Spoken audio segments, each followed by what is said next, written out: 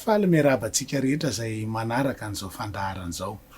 Ny pasteur Mahery Razafindralamby no mizara ny fahasoavana ao tokantranonao ary misaotra anao mampandroso anay.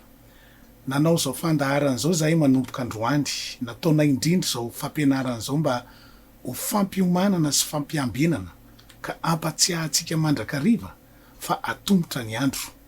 Tena efa ho avy eny amin'nyrao any lanitra Jesosy Kristy ary ho resadresahantsika ato araky ny soratra masina fa tsy manana fotoana ela intsony ny fiangonana raha ny amin'ny fiavin'ny tompo fa izao mihitsy ny fotoana fiomanana ary izao mihitsy ny tena fotoana fiambinana.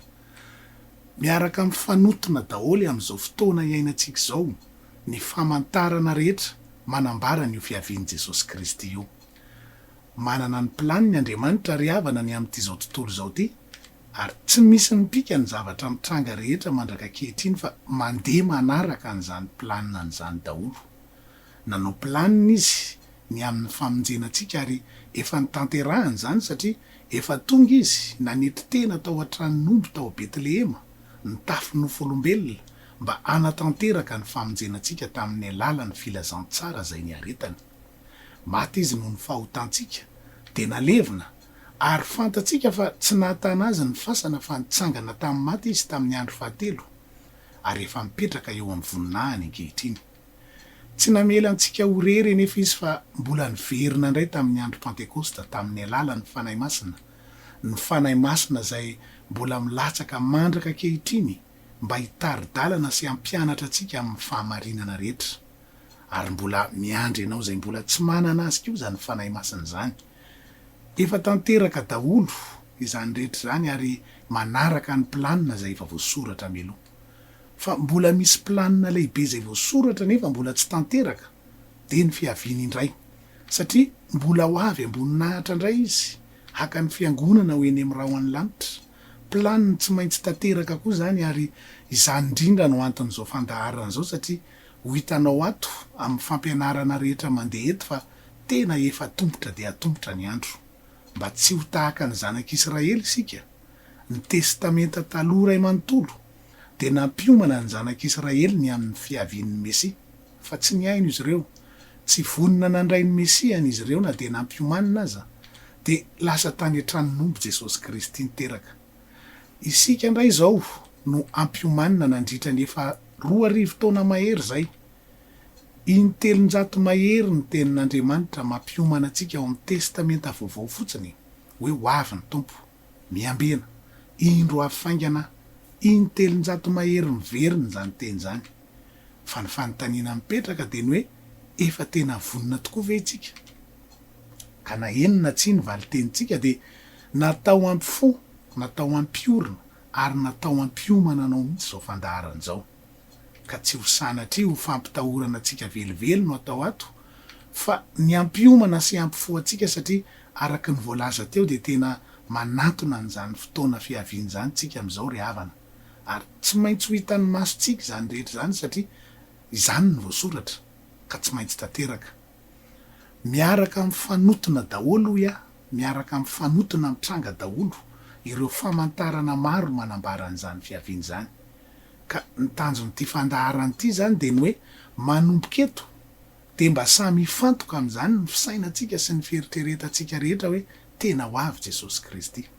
Satria efa voasoratra koa fa isy fifoazam-panahy be alohan'izany fiaviany zany ary isy femorana be ihany koa ka izany no lana fampiomanana sy fampiambenana. Satria misy fandrika ara-panahy betsaka apetraka Satana mba tsy hitsenatsika ny tompo. Misy bomba milevina na minina ara-panahy mihitsy apetraky ny devolo mba amandrika ny kristianina tsy hitsenan'ny tompo eny amin'ny abakabaka. Ka ny ampahafantatra an'ireo koa no anton'izao fandaharan'izao. Satria raha tsy fantatsika ny fisian'izany fandrika nataotsika hoe bomba milevina ara-panahy apetraky ny devolo zany de ho sanatria mety ho tapatongotra na ho tapatanana na mety ho tapadoha mihitsy aza ara-panahy ny resaka eto. Ka mba ahafahantsika miala amin'izany de anoro antsika ny tokony atao zao fandaharan'izao ka halala meloha zay tokony hametrahantsika ny tongotritsika. Tsy hanitsaka an'izany bomba milevina ara-panahy zany fa andeha amin'ny sitrapon'Andriamanitra kosa.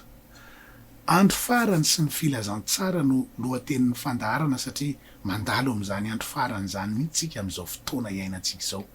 Tsy farandro fa andro farany. Afangaron'ny olona ireo matetika.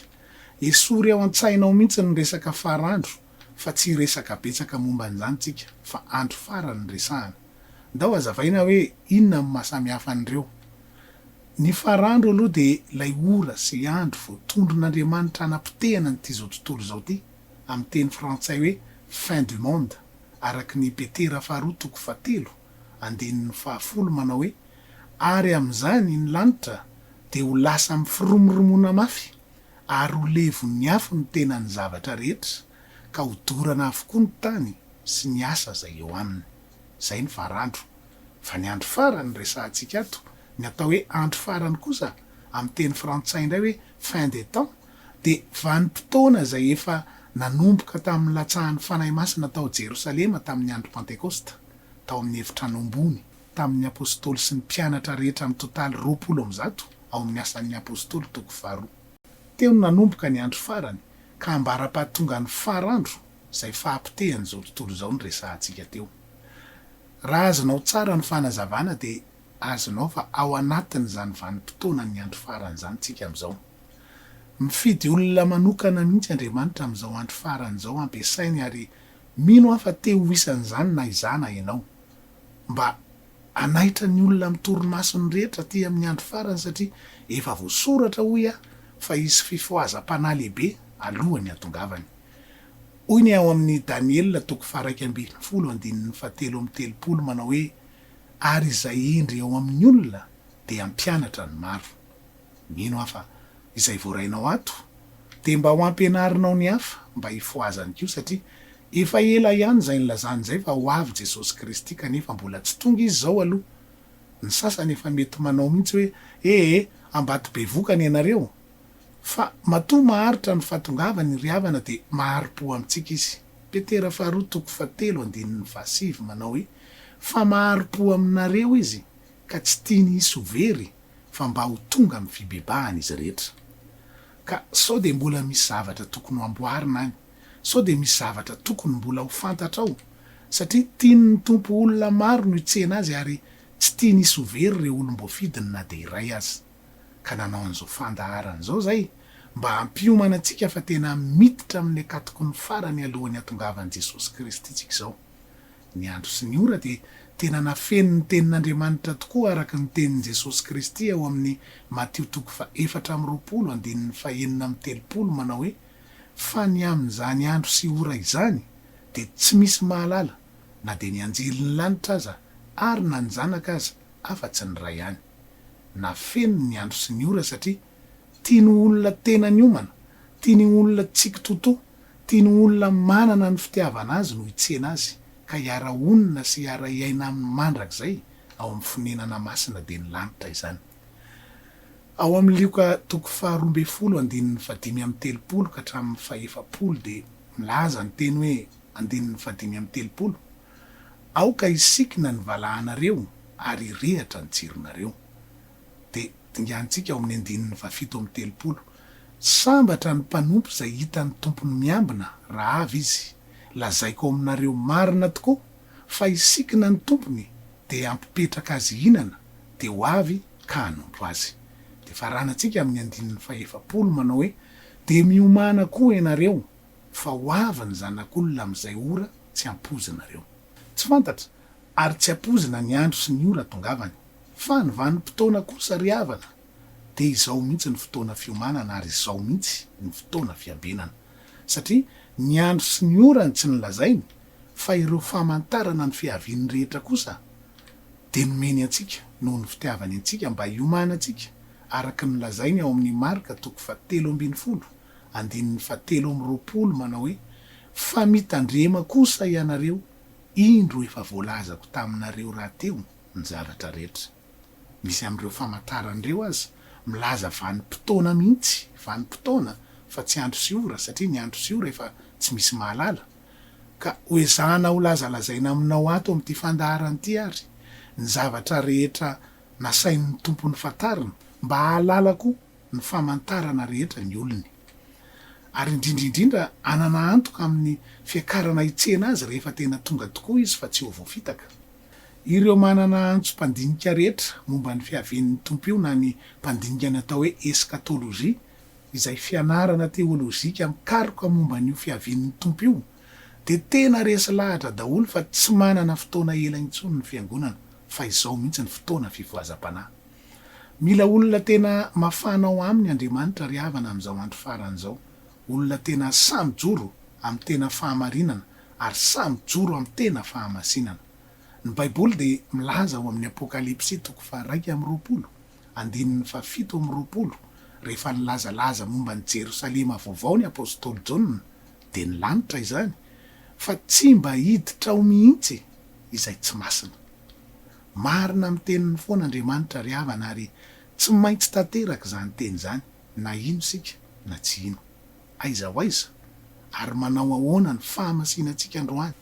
Hoy ihany Jesosy Kristy ao amin'ny Apokalipsy 3:19 hoe: fa satria matimaty ianao ka tsy mafana namangatsika, dia efa alohan'ny vavako ianao.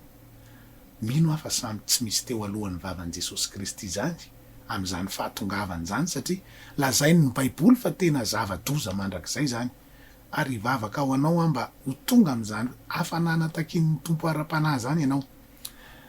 Faly am'laza aminao androany fa na tiatsika na tsy tiatsika dia tena miazakazaka manatona ny fotoana fiavian'ny tompo io tsika amin'izao vanim-potoana iainantsika izao. Misy lesona maromaro ary arahantsika manomboka androany, izay maharitra eo amin'ny atsasakadiny eo isaky ny fandaharana. Olazaina aminao ato ao anatin'izany ireo famantarana lehibe ny amin'ny akatoko ny fiavian'ny tompo. Ao ireo efa tanteraka, ary mety efa tena nandalovantsika tsy fahalalana mihitsy aza, fa ao kosa ireo mbola tsy tanteraka fa efa tena eo andalam-pahatanterahana. Horesahantsika ao aoriana koa ny zavatra takin'ny soratra masina rehetra mba hidirana ny fanjakan'ny lanitra, na ny hoe fanjakan'Andriamanitra rehefa tonga Jesosy Kristy, satria rehefa tena tonga tokoa izy dia ametraka n'izany fanjakan'Andriamanitra izany eto. Fa amin'izao voalohany izao dia ilazalaza aminao reo famantarana lehibe rehetra aloha ety am-piandohana. Ny famantarana lehibe iray voalohany ary dia milaza amintsika vanim-potoana. Averina foana fa tsy milaza andro sy ora fa vanim-potoana. Dia fanoharana ny amin'ny aviavy izay famantarana iray lehibe fa tena andro farany tokoa izao iainantsika izao. Hoy Jesosy Kristy ao amin'ny Mateo 4:20, 2:2 ka hatramin'ny 4:30 manao hoe: ary mianara ny fanoharana ny amin'ny aviavy, raha vao manaroka ny rantsany ka mandravina, dia fantatrareo fa efa kaiky ny lohataona. Dia tahaka izany koa ianareo, raha vao hitanareo izany rehetra izany, dia aoka ho fantatrareo fa efa kaikim-by eo ambaravarana izy. Lazaiko aminareo marina tokoa, tsy mba ho lany izao taranaka izao ambara-pahatongany izany rehetra izany. Inona ny tiany Jesosy Kristy nilazaina teto? Ny firenena jiosy aloha ny tiana lazaina amin'ny aviavy, satria ny jiosy dia tsy nety nandray an'i Jesosy Kristy ho mesiany mihitsy. Izany nahatonga an'i Jesosy Kristy nanao fanoharana ny amin'ny aviavy ao amin'ny Lioka 3:7, 9 ka hatramin'ny 7 izay vakitsika hoe: ary nanao ity fanoharana ity izy hoe, nisy olona nanana aviavy nambolena teo amin'ny tanim-bolobony, dia nakeo izy nitady vo taminy fa tsy nahita. Ka dia hoy izy tamin'ny mpanamboatra ny tanim-boloboka: indro efa 3 taona izay no tonga nitady vo tamin'ity aviavy ity fa tsy nahita. Kapao io, nahoana io no manimba ny tany. Fa ny mpanamboatra namaly ka nanao taminy hoe: tompoko, avy elao ihany izy amin'ity taona ity mandra-piadiko manodidina azy ka asiako zezika. Angamba mbola hamoa izy, fa raha tsy izany dia ho kapainao ihany. Ny firenena jiosy ho fanoharana io, satria rehefa tena tsy nandray an'i Jesosy Kristy hatramin'ny farany jiosy fa namono azy teo amin'ny hazo fijaliana, dia nokapaina tokoa ka fongana ny firenena jiosy 70 taona tao aorianan'i Kristy. Dia raha miverina amin'ilay Mateo 4:20 teo tsika, dia hoy Jesosy Kristy ao amin'ny 2:30 hoe: rehefa hitanareo io izy fa manaroka ny rantsany ka mandravina, dia akaiky ny lohataona ary eo ambaravarana ny fiaviany. Araka ny tantara dia tanteraka ilay fikapana ilay aviavy nyresahan Jesosy Kristy teo tao amin'ny Lioka 7:12 teo. 70 taona tahorinan'i Kristy ho isika teo, rehefa nandravany Jerosalema sy ny tempolon'ny Jiosy ny fanjakana Romanina. Tanteraka teo ilay tenin'i Jesosy Kristy momba n'io tempoly io ao amin'ny Matio 4:20, andininy 2 manao hoe tsy avela izy vato ifanongo eto ka tsy ho ravana. Noravaniny miaramila Romanina tanteraka ny tempoly ka tsy nisy tavela mihitsy na dia ny vato ny fanongo tokoa aza, araka ny lazain'i Jesosy. No enjehana sy ny vonoana daholo ny Jiosy ka nandositra niala tao Jerosalema ary niparitaka nakany amin'izao tontolo izao mihitsy. Voakapa fongana tanteraka teo ilay aviavy dia ny firenena Jiosy zany.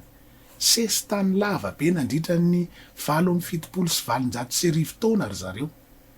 Dia tsy tafaverina ho firenena intsony ny Jiosy raha tsy tamin'ny 14 Mey 1770 izay nanambaran'ny ONU ofisialy indray ny fahaleovantenan'ny Israely.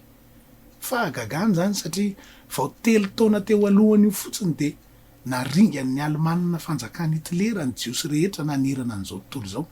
Nanomboka tamin'ny 770 ka hatramin'ny 570 dia 7 tapitrisa mahery zany hoe 90 isanjato ny Jiosy ny ringana.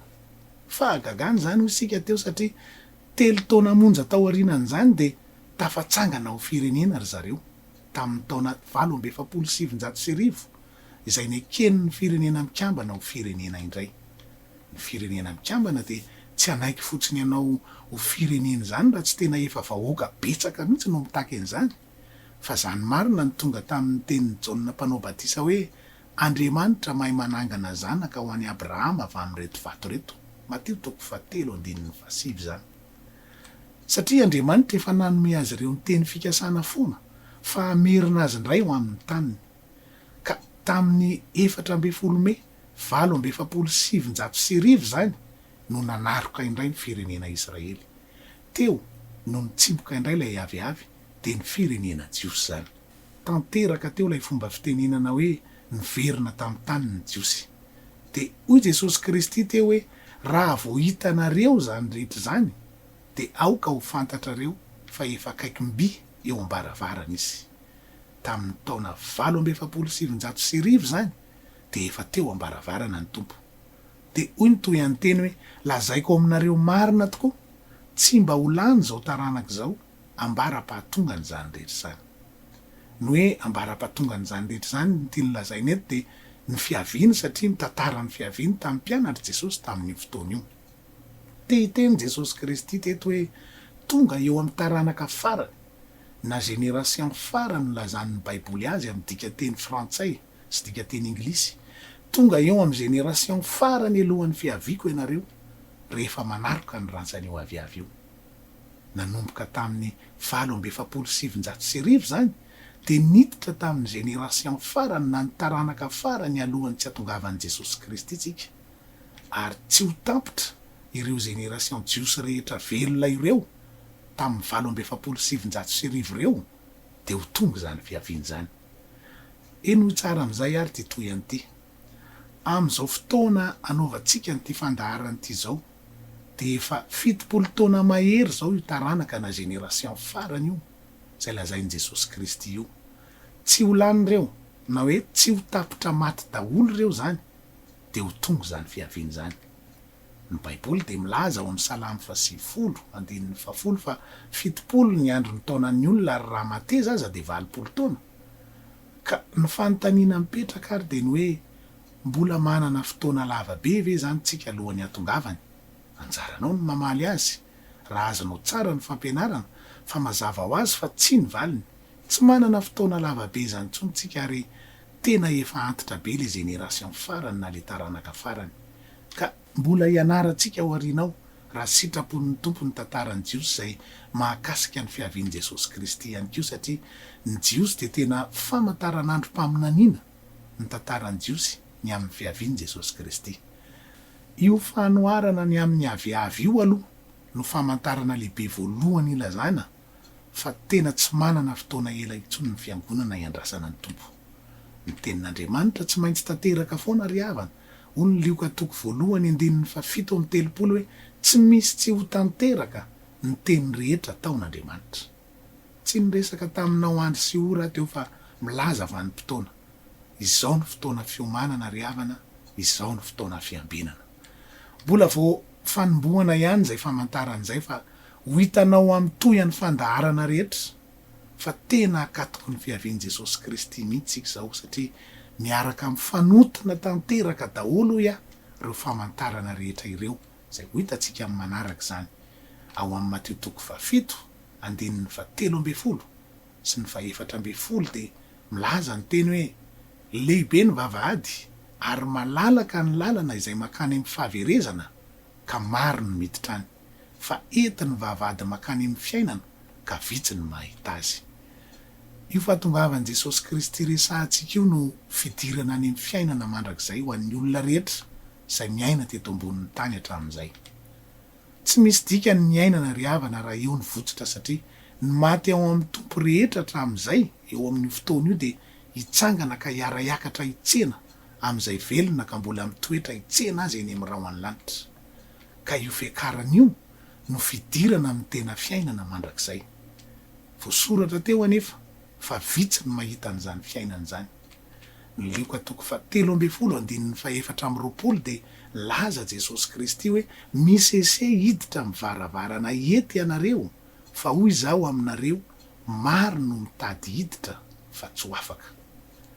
Rehefa maro no mitady hiditra fa tsy ho afaka dia midika izany fa vitsy ny tafiditra, lojika be izany. Ny Mateo toko 2 andininy 14 dia manao hoe maro no antsoina fa vitsy no vidiana. Ary ny lioka toko 12 andininy 2 dia milaza ho an'ny olona reo izay tena hiditra ny fanjakan'Andriamanitra hoe aza matahotra ry ondry vitsy fa efa sitraky ny rainareo no hanome anareo ny fanjakana. Nahoana no vitsy ara no vidiana? Miangatra ve Andriamanitra? Tsia, sanatria izany.